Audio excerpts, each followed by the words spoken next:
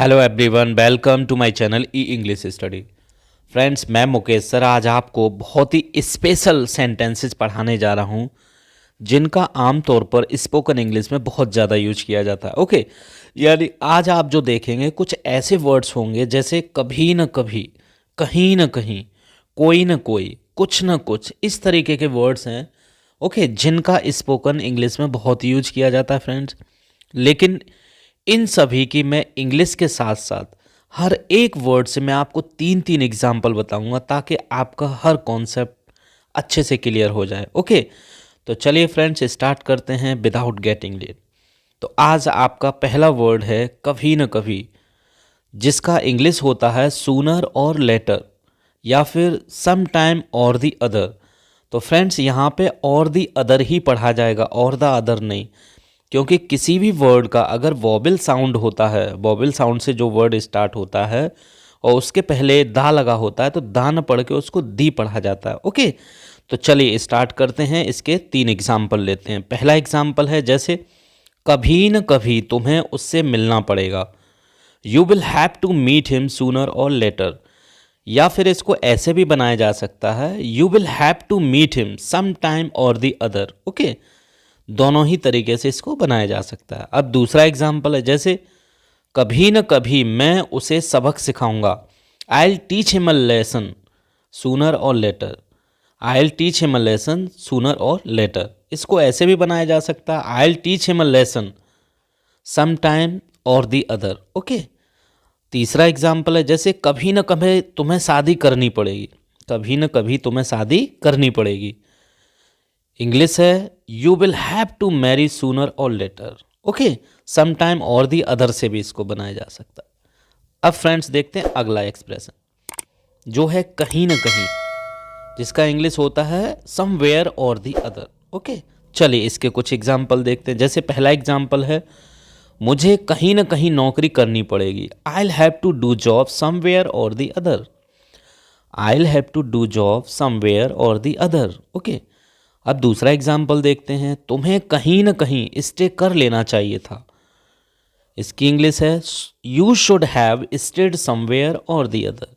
You should have stayed somewhere or the other. Okay, अब तीसरा example लेते हैं फ्रेंड, जैसे उसे कहीं ना कहीं खाना खा लेना चाहिए था, he should have taken food somewhere or the other. He should have taken food somewhere or the other. Okay, अब अगला एक्सप्रेशन देखते हैं जो है हमारा कोई ना कोई, इसका इंग्लिश होता है someone or the other. Okay, इसके कुछ एग्जाम्पल देखते हैं। जैसे पहला एग्जाम्पल है कोई ना कोई तुम्हें डांट देगा, someone or the other will chide you. Okay, someone or the other will chide you as a subject इसका इस्तेमाल किया गया। ओके, अगला सेंटेंस है किसी न किसी ने तो यह किया है, किसी न किसी ने तो यह किया है, someone or the other has done it. Okay, तीसरा एग्जाम्पल है फ्रेंड्स किसी न किसी को मैं वहाँ भेज दूंगा, आई will send someone or the other there. I will send someone or the other there. तो friends someone or the other का केस जो है सब्जेक्ट के रूप में भी यूज होता है और ऑब्जेक्ट के रूप में भी। ओके, तो इसको अच्छे से समझ लेना। अब अगला एक्सप्रेशन देखते हैं, जैसे कुछ न कुछ, something or the other, something or the other. Okay, इसके भी कुछ एग्जाम्पल देखते हैं। जैसे मुझे कुछ न कुछ करना पड़ेगा, I will have to do something or the other. I will have to do something or the other. Okay, अगला एग्जाम्पल है तुम कुछ न कुछ सोच रहे हो, you are thinking something or the other. Okay, you are thinking something or the other. अगला एग्जाम्पल है तुम्हें कुछ न कुछ खा लेना चाहिए। ओके, जिसका इंग्लिश है you should take something or the other. You should take something or the other. खाने पीने के लिए हम लोग टेक भी लगाते हैं फ्रेंड्स। ओके, अब अगला एक्सप्रेशंस देखते हैं। जैसे किसी न किसी दिन, someday or the other. Okay, इसका इंग्लिश होता है समडे और दी अदर। इसके कुछ एग्जाम्पल देखते हैं। जैसे पहला एग्जाम्पल है किसी न किसी दिन मैं तुमसे मिलने आऊँगा, I will come to meet you someday or the other.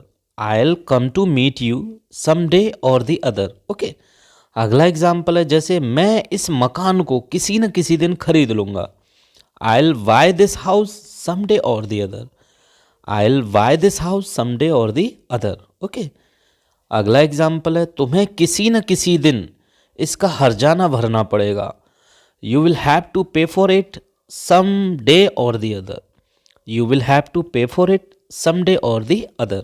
Okay, तो फ्रेंड्स अब अगला एक्सप्रेशन देखते हैं जो हमारा किसी न किसी तरह से, जैसे इंग्लिश है somehow or the other, somehow or the other. इसके भी कुछ एग्जाम्पल देखते हैं, जैसे मैं तुम्हारे पैसे किसी न किसी तरह चुका दूंगा. I'll pay your money somehow or the other.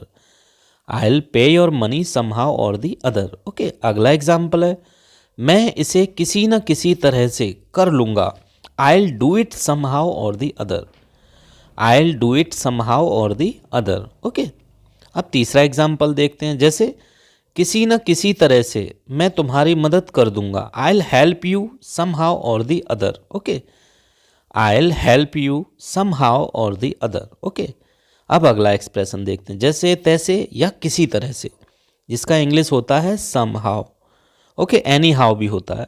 Okay, for example, जैसे तैसे या किसी तरह वह कुछ शब्द बोल पाया. He managed to speak few words somehow. He managed to speak few words somehow. Okay, अगला एग्जाम्पल है, जैसे तैसे वह एग्जाम पास कर पाया. He managed to pass the exam somehow. He managed to pass the exam somehow. Okay, अगला example है friends, जैसे तैसे या किसी तरह से वह बच निकला. He managed to escape from there somehow. He managed to escape from there somehow. जैसे तैसे वह किसी तरह से वहाँ से बच निकला. ओके, तो आई होप फ्रेंड्स आपको वीडियो अच्छा लगा होगा, और वीडियो अच्छा लगा हो तो please like share and subscribe करना नहीं भूलेगा. ओके, फिर मिलते हैं एक नई वीडियो में. बाय.